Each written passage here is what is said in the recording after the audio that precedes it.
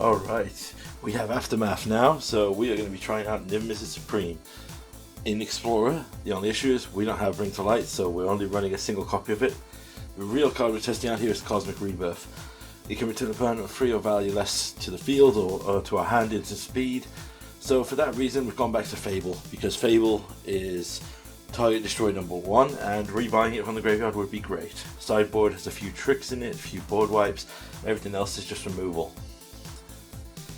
For me to take over, let's get into our first match here. We get 3 of our 5 basics, so we mulligan down, and yes, we throw away 1 Vanishing Verse to hold on to another Vanishing Verse. Our opponent plays a green-white pathway into an Elvish Mystic. Choose to use the Tyrant Scorn here because if you're not a tribal deck like Elves, you're running this to ramp into something big. So opponent plays a second land or Elf, so nothing on 2, so I decided to Vanishing Verse. I'm thinking it could be a mono green Devotion deck, splashing white for the new Polochronos, but we gotta wait and see. So on 3 mana they play Resplendent Angel, so this is Selesnya Angels, so Vanishing Verse, get rid of that. They go up to 4 mana and suspiciously pass, so of course we know this is Collected Company. So let's get Niv Mizzet down and reload so we have an answer to whatever they hit off their collected. They get Bishop of Wing and Righteous Valkyrie, the perfect 2 cards to get up to 27 life. Reload! We hit a slew of removal here, that's great for us. But they have a second company which hits another Righteous Valkyrie and a Youthful Valkyrie. We gotta take the hit here, we still got 20 life, so we're okay. So let's start dropping some land and start removing creatures. First, we need to Vanishing Verse 1 of the Anthem effects from the Righteous Valkyrie.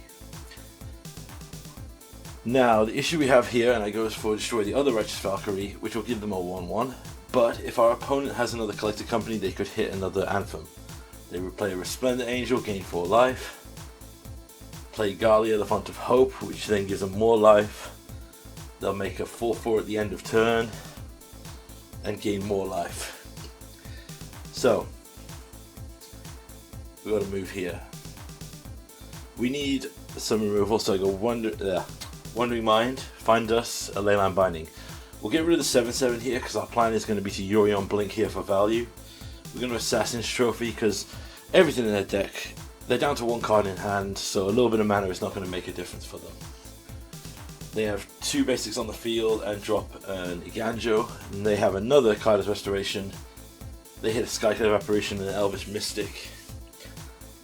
So, we'll go with the Invasion of Urmag, discard 1 of our Anthem effects, drop a land, put Yorion into hand, then we're going to pass and hold back here. The reason we're holding back is if they find the Anthem Angel, we want to be able to Assassin's Trophy it, just to be safe. So end step, they don't do anything here, so I choose to get rid of the Bishop of Wings so that if we do find a board wipe, they won't get a ton of 1/1 spirits to fight against us. They take a long time to search here, so this completes the basic check, which is good for us. They are only running 2 basic lands, worth noting. We play an Invasion of Azgul, get them to sack 1 of their 1/1 tokens. We play Yorion here and blink our entire board. End step, we get all of our stuff back. We force them to sack another creature, we exile their biggest angel, we loot away a second Urgamon, find a land, Niv goes for a reload, and we kill them on 70 because which is a shame, because if they had lost the 1 life from Azgul, they would have been on 69. We're taking out a few of our slower spells here, we added in a few more removal spells. Ultimately, Drown is good against tribal matchups because it can counter Collected Companies and stuff, but we just want to keep it going. We keep a suspicious hand here, but you might notice a problem. We got Jund colors, and we have blue and white spells in hand. So I keep this thinking I'm sure we can draw a blue or white. Spoiler, we don't. So we'll Assassin's Trophy the Bishop of Wings to keep their land down. We do find a white spell here. I choose to keep this down because I want to see if I can bait them into playing more things. They play an Elvish Mystic, swing in for free. Play a land here. I know they're holding up a company. They get some more creatures here, gain more life. They get another Bishop of Wings here, so even if we board wipe here, they make some more creatures than what we kill. We don't find our blue mana here, so we're just going to move on here. It probably was a quick concession here, but I'd like to point out that at the point of recording this match, I'd been playing for like an hour and a half, and that was 2 games with control that I didn't put in the recording because they were terrible. Literally, it was 20 minutes of nothing happening. As they just passed, I tried to cast a spell, they countered it. They get off with an Elvish Mystic, so we choose to cover all our bases and get our Triomes basics down. We have Supreme in our hand here, which is going to be interesting. So first things first, let's choose to use Growth Spiral, which let's put into play here. Now we can Vanishing Verse the Bishop of Wings so they don't gain any life. Life is essential against this deck because of the Righteous Valkyrie. They hit 2 Resplendent Angels, so we drop in and then Mizzet Supreme. I checked that they don't have the activation yet on the Resplendent Angel. They don't. They have a Righteous Valkyrie though. So on our turn, we're going to crack this Fabled Passage. They only have 1 card currently in their graveyard. So I'm going to choose here to use Supreme's ability here. The great thing about Supreme's ability though, obviously here I'm checking what colors we have, and I realize that if we play the Wandering Mind, we lose both our blue and our red mana. So as always, it's probably just best to drop a Fable here. I'm going to hold back the blockers here and see what our opponent plays on their turn. They drop a 3rd Resplendent Angel. So to stop them gaining life, I'm going to use Righteous Valkyrie here because I don't want to trigger the Resplendent Angels. So basically this is a free that does nothing. So we jumpstart that by discarding our Drown in the Loch, but that still means we can jumpstart the Drown in the Loch to cast it again, which is one of the synergies I really like here. And our opponent just strangely concedes. I think they got flooded and we took out the key pieces which would have powered up those engines. I think that was a quick concession, but probably a response to my quick concession. Second match here, we're up against a name that I could not pronounce even if I knew how to speak Japanese. Or Chinese. Opponent mulligans. They have Glissa and Vorinclex artwork. We'll drop a Triome here. They drop a Gilded Goose. I'm going to use Invasion of Asgul. As I say, standard magic rule, bolt the bird. They play a tap land, don't have anything major, so let's use Fable here to establish. I'm thinking this is Gruul Stompy here, or Red-Green Vehicles as it's now called. Burning Tree into Combat Celebrant, which is an interesting slew here. I choose to get rid of the Invasion of Urgamon here. Find us a Tyrant Scorn. I'm going to attack here to get our treasure. I was thinking about attacking the battle to see if it would force them to block. Maybe they might think that it's an essential piece of my plan. But if they read the card, I'm sure they know there's nothing essential about it. We can now hold up a Tyrant Scorn and a Leyline Binding depending on what happens here. So before we start combat, we're going to just kill the top Combat Celebrant. They could get an extra combat step out of it. If they have any kind of attack synergies, we want to get rid of that if possible. We come on to our flip here. I choose to shock in, if I remember, yes. So here we can go attack with our Fable token, make a treasure, hit our opponent down. We can now drop a Wandering Mind. That finds us Cosmic Rebirth or Leyline Binding, but we want Cosmic Rebirth because we want to play with this new card here. Opponent goes to combat, activates the Reckless Storm Seeker. Before the attack, I'm just going to exile it now. See what it forced our opponent to do. They just concede, which is a shame. I would have liked to use Cosmic Rebirth here. Right, so board wipes and removal in. Slow, grindy cards out. I'm not going to put in the Supreme Verdict, I don't think, because I went for more of a spot creature removal. And for the second time in the set, I keep a hand without blue. And let's see how this turns out. Opponent shocks in, gets off to a good start with a Breck and a Bankbuster. Well, we have now the Invasion of Asgul here. Let's see what we force our opponent to sack.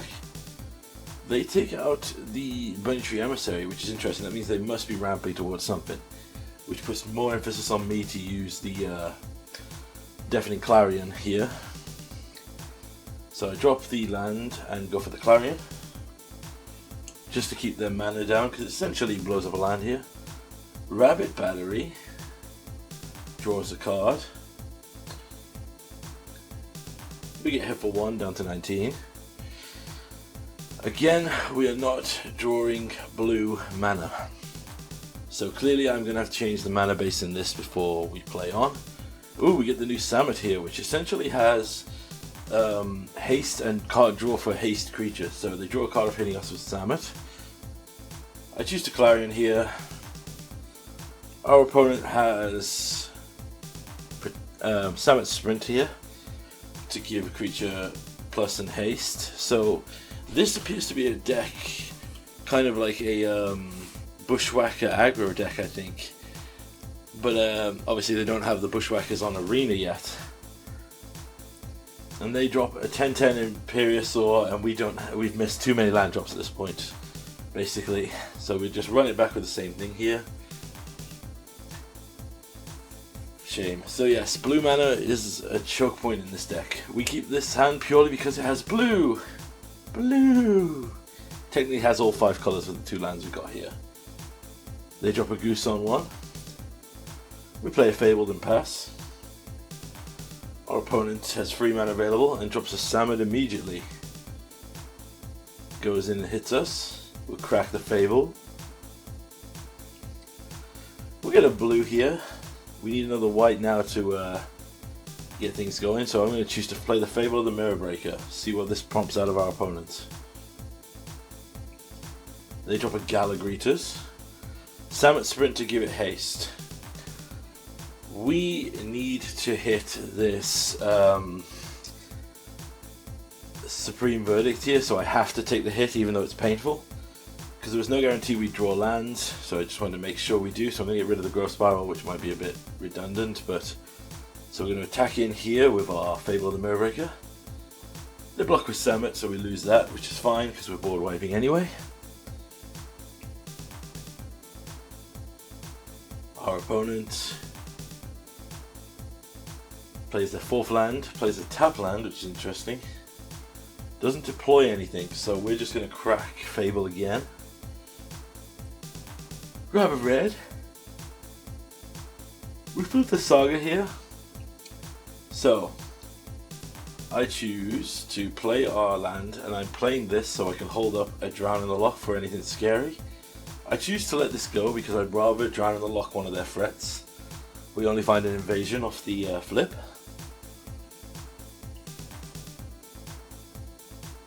Our opponent is considering activating Den of Bugbear, but appears to be doing some maths. An activation of Den of the Bugbear would be perfect because it's a 0 CMC creature that Drown in the Loch can just snipe and kill, turning Drown in the Loch into effectively a Stone Rain here. Which is great for us, so we'll just take out the Den of the Bugbear. Pass the turn, play another land. We'll play another Wandering Mind here, see if we can hit anything good. We've got a Cosmic Rebirth.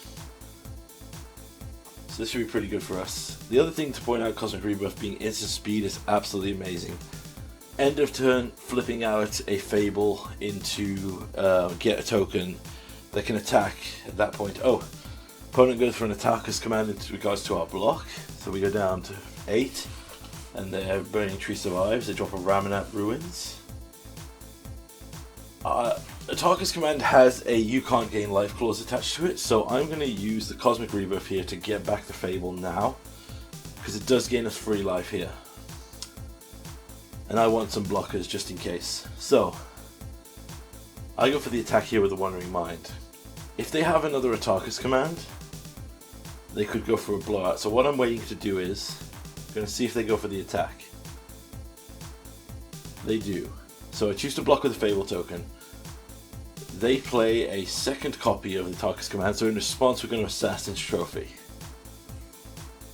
So they've wasted one of the modes with the Assassin's Trophy. They go for a Sprint here, which is a really dumb choice, because their Scry is negated because Assassin's Trophy forces them to search, so they shuffle their library, which is really weird. I choose to discard 2 cards here to keep options open. We find another land. I go for the attack here and realise I have enough mana if I shock in this land to Yorion this turn, which is hugely important here. So we're going to cast a Yorion here, redeploy our blockers and reset our Fable, give us another 2 bodies to block with. And we find a Clarion here. Our opponent plays a Combat Celebrant, so just for safety here I activate to give lifelink in case something crazy happens, like if they're not aware of, but they ultimately concede. We get a little rank up there, not too bad.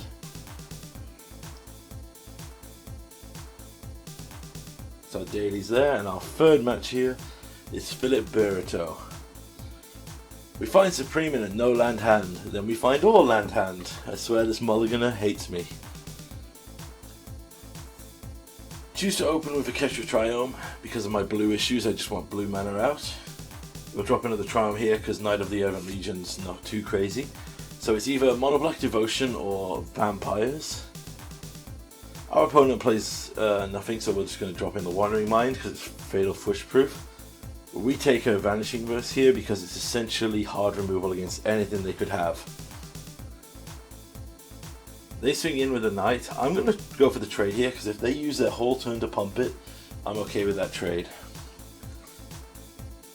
I play land tapped and we give him a free swing here because if they attack in and pump him, I'd like them to waste their turn. They choose to do nothing, which is interesting. With our third Wandering Mind here, we have enough mana to play a Wandering Mind and hold up a Vanishing Verse, which is what we're going to do. Wandering Mind finds us a Growth Spiral.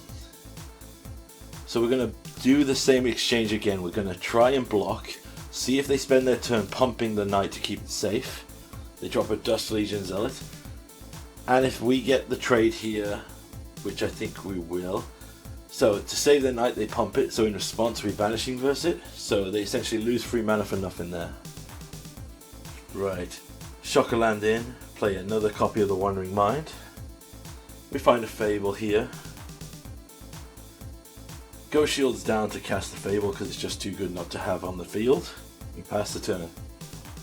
Opponent's got a lot of mana going. They go for a Thoughtseize, take our Growth Spiral. They Fatal Push our Goblin token and drop a Kalitas.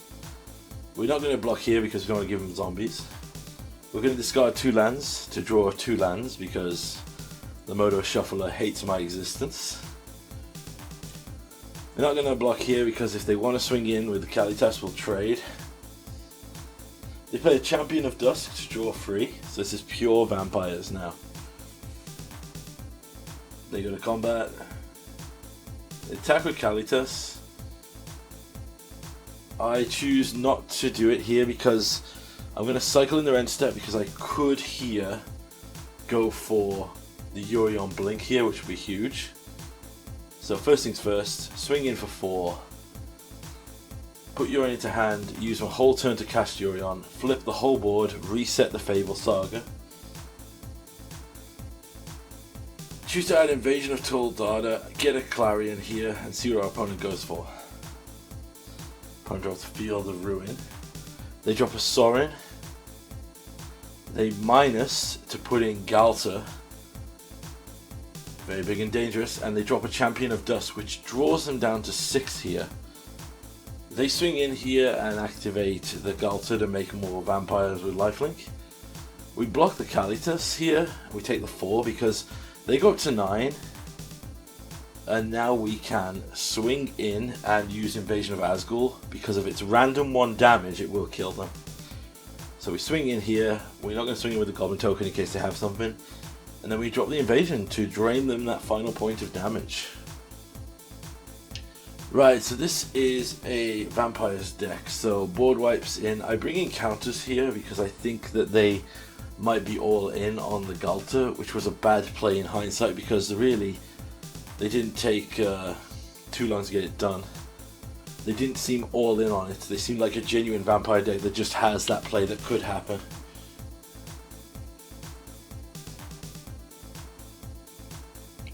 opponent's taking a bit longer to sideboard. Plus, yeah, in hindsight, they might sideboard out the combo expecting me to sideboard in more hate for the combo. This hand is interesting, we'll keep it. We drop a Jund Proving Ground. They drop a Gifted Aetherborn on 2. Shock in here. Trying to decide what I should do here. I want to hold up Leyline Binding in response to potentially a turn-free Sorin, but they don't have it. They go for the Dust Legion Zealot. Swing in. End step, we'll Growth Spiral here. Opponent clearly has something, probably a Fatal Push. Deciding that we only need white here, so this is the only mana we need right now. We'll drop in a 4th Triumph. Thing is here, we don't want to go shields down because I am still afraid of potentially a Ghalta, but then I realized they would have done it on free if they had it. I'm going to grab a Tyrant Scorn here because that's a perfect defense against the Sorin Ultimate. If they Sorin drop in a Ghalta, we can then bounce it back to hand. They activate the Face Haven to go aggro. So knowing that I have Edicts in hand here, I choose to trade, take the big hit. Now we can use the Invasion of Azgul here to force them to sack the Gifted Aetherborn. And then we can pass and hold up other interactions, see what they play on their turn. Fun little trick here I do just to test it. So champions on the stack, I choose to use a Tyrant Scorn to bounce it to hand so they draw nothing, so they basically do nothing with their turn. We drop our land, play another Wandering Mind, find us a Fable, decide to deploy the Fable here because we've just got to buy time. Our opponent fires off Fatal Push on the token, drops in a Champion of Dusk, draws a single card. We get to loot. I choose that this hand is okay, so I decide to keep it. Go to the next turn. Opponent plays Fort Distortion, so this is where we have to burn as many spells as we can because we're about to lose everything here. First things first, Growth Spiral, doesn't find us anything. Assassin's Trophy, take out the Faceless Haven, make them get one of their basic swamps. Then we can use Leyline Binding to take out the Champion of Dusk and keep it on the field in case we need anything to do it for anything scary. They drop a Knight of the Ebon Legion, which is very dangerous because they could have more interaction here. I choose not to play the Triome, instead I'm going to use it to cycle. They have another Faithless Haven in hand, which is a pain considering we took out the first one. They Murderous Rider to kill our land. Then deploy the Murderous Rider here to protect from the Edict Blink that's coming. In the end step, I choose to cycle, find a Supreme Verdict. Here I think I make a misplay though, so I choose to go for the Wandering Mind to try to find more selective answers here and get more value. I find a Clarion, which I shouldn't have done in hindsight. I should have just used another Invasion of Azgul and then gone for a Blink, but hindsight is 20/20. I also choose that the Clarion's better to use now since they don't have the mana to activate the Knight's ability. They have a Sorin into a Faithless, pump the Faithless up to a 2-turn kill here, puts us down to 5. We draw the Dovin's Veto, which is a turn too late because it would have been great against that Sorin. So we're just going to blink the Invasion to force them to sack Sorin here.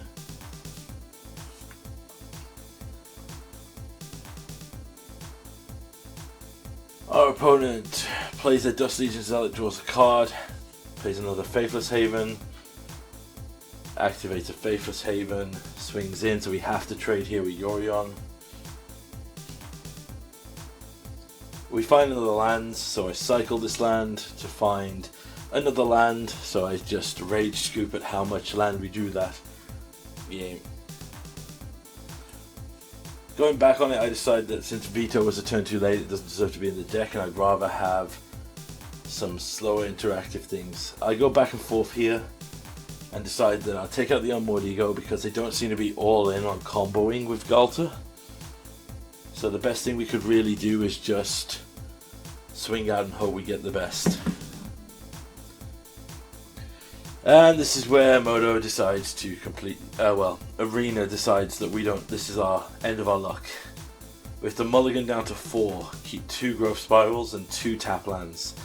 And our opponent kept a hand of 7, which I will tell you now is chocked full of hand disruption spells.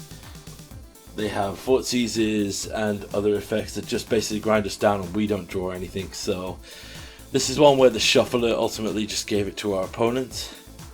Not a lot to say, that we just get ripped apart here. So yeah, you see that we only draw a set. We don't even draw a land here. We just get hit with another one. And our opponent just runs away with it, standard things. So please enjoy the rest of the video. Hope you liked it. I'm impressed with Cosmic Rebirth. I need to check more Pioneer games to see how the Niv does in terms of a reload. Yep, but that's it, yeah. Enjoy the match. Hope if you want to watch the rest of this. See ya.